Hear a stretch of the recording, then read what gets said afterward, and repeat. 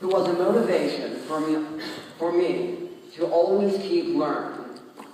I would like to thank my parents, because no matter how hard it got, my parents would always encourage me never to give up throughout this lovely journey. I would also like to thank all my Hebrew school teachers, because without them, I wouldn't have sufficient knowledge to pull off my bar mitzvah. Lastly, or not quite, I'd like to thank the wonderful autism inclusion staff at my school for all the hard work they've done to make my success in school a little bit easier. And lastly, I'd like to thank all of you who are here today for taking time out of your lives to make this occasion special. Now, on to my devour. The Torah portion I have just read is Vayera.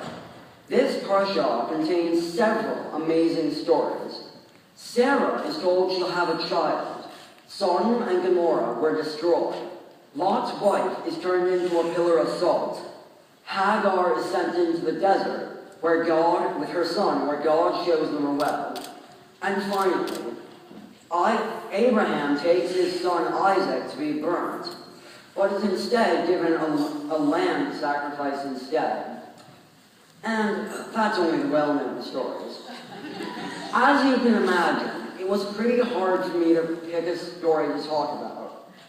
In the end, after a few weeks of discussing, after a few weeks, I finally decided to go with the story of Sodom and Gomorrah. In this story, God has decided to destroy the city because the inhabitants of Sodom and Gomorrah have done something bad, so bad that God has decided to destroy them. This leaves us with a major question. What was it that the people of Sodom and Gomorrah did that was so bad they deserved the punishment of death? Although this is a really intriguing question, nowhere in the Torah do we get a definite answer.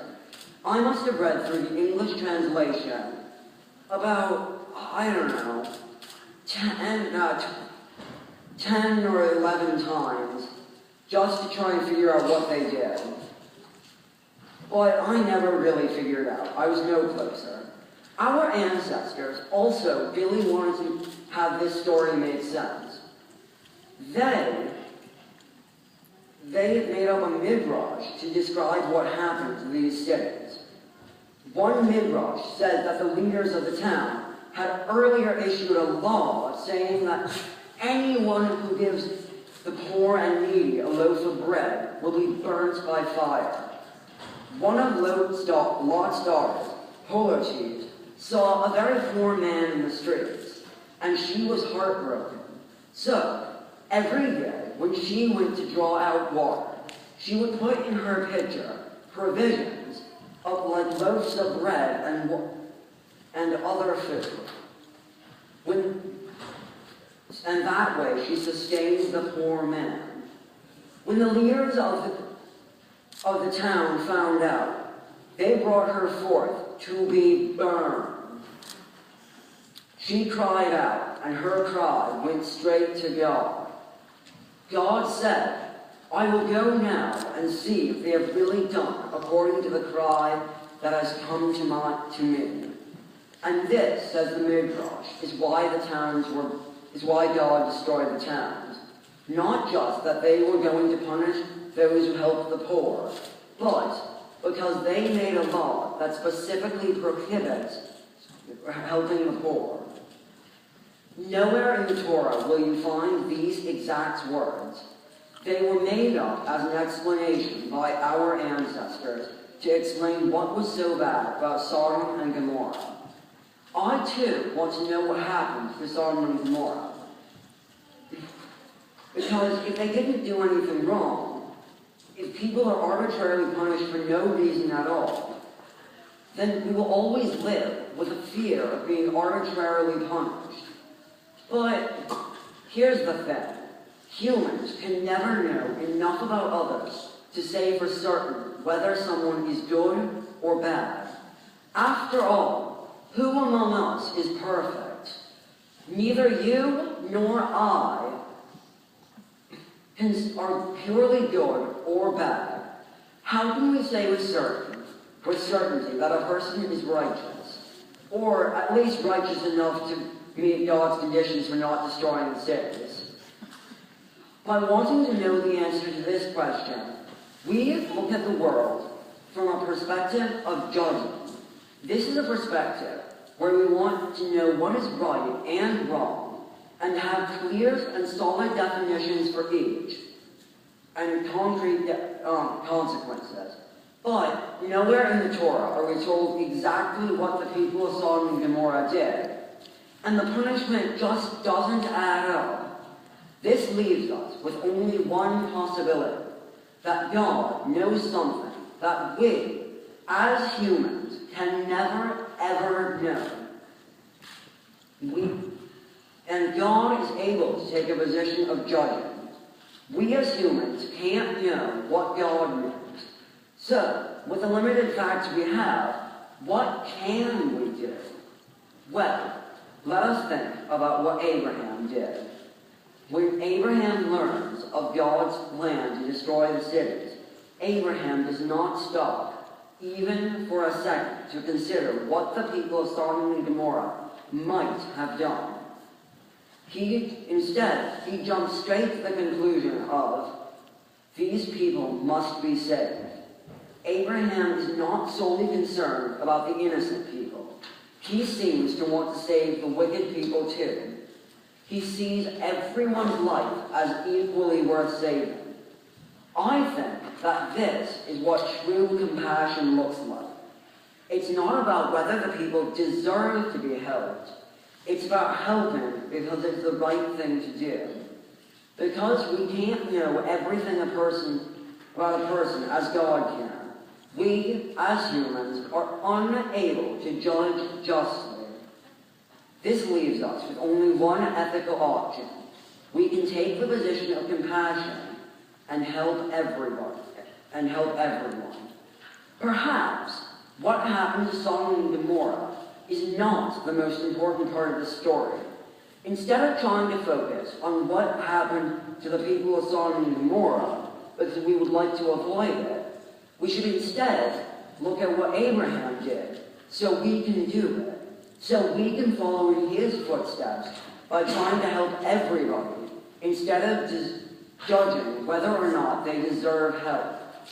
Currently, I am struggling with the idea of what it means to be judged. I am autistic, and I am constantly being judged because some of my learning differences and ways I act are unusual. No one thinks they are judging me on whether I am good or bad.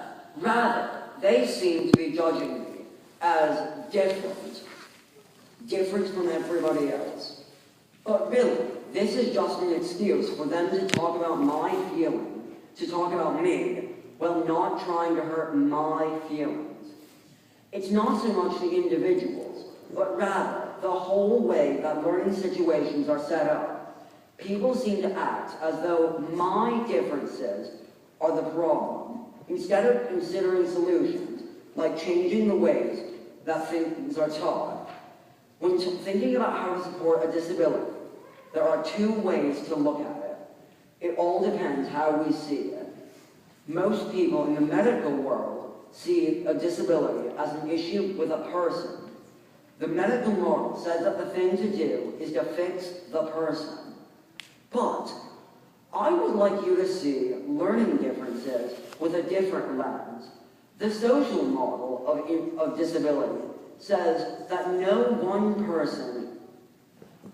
the problem is no one specific person, but rather the whole situation itself.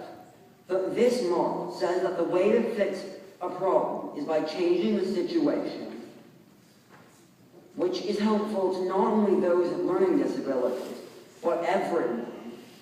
I feel that the Jewish community does not do as good a job at supporting those with learning disabilities, because Jewish education systems are using the medical model to look at disability. This summer, I went to Pennsylvania, where I presented at the Autistic Community Association for Autistic Community Conference. While I was there, I got a chance to meet Ari Nahum, an autistic activist who is the founder of the Autistic Self-Advocacy Network. He is also the youngest presidential appointee and serves on the National Council for Disability. In an article for the Jewish Week, Nahum points out that the Title III of the ADA specifically does not include religious programs. In the article, he writes, in the article, Nahum writes, what is a matter of right for most summer camps and private schools is one of charity for Jewish settings. Instead of talking about respecting the right to disabled people, Jewish communal institutions instead discuss disability as different rights, as special needs, extra rights, not equal ones. As a result, many Jews with disabilities are funneled into programming that segregates them from the broader scope of Jewish life, rather than being meaningfully included, unquote. Although the Jewish community as a whole may not be doing as good a job as including those with disabilities, Kol HaNeshama has made it a priority.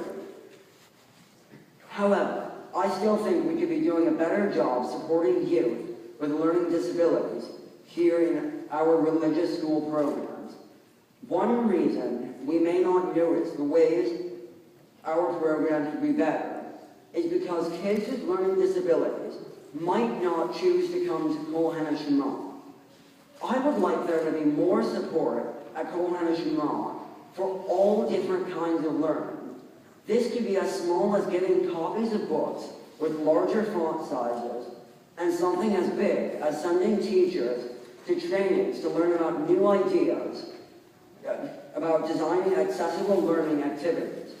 By using these methods, we are helping everybody at once by changing the way learning is structured, rather than trying to tackle this problem one child at a time.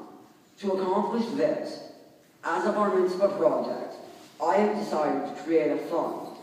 This fund will hopefully be able to pay for things that would make education a more equal learning opportunity at Kol HaNeshama. You can read more about how to be a part of this project in your booklets, the light blue insert. As stated earlier, my devar has focused on the differences between being compassionate and judging people. By funding better access, we are not trying to decide if people with learning differences deserve the help.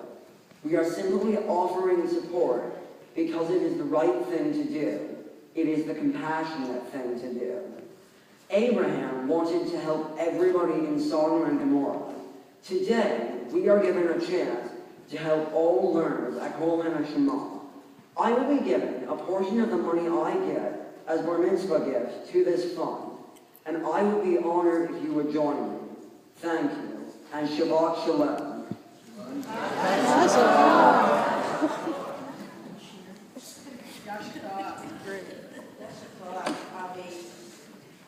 You are an amazing teacher for all of us, and I'd like to invite you. I think all of us maybe are a little speechless.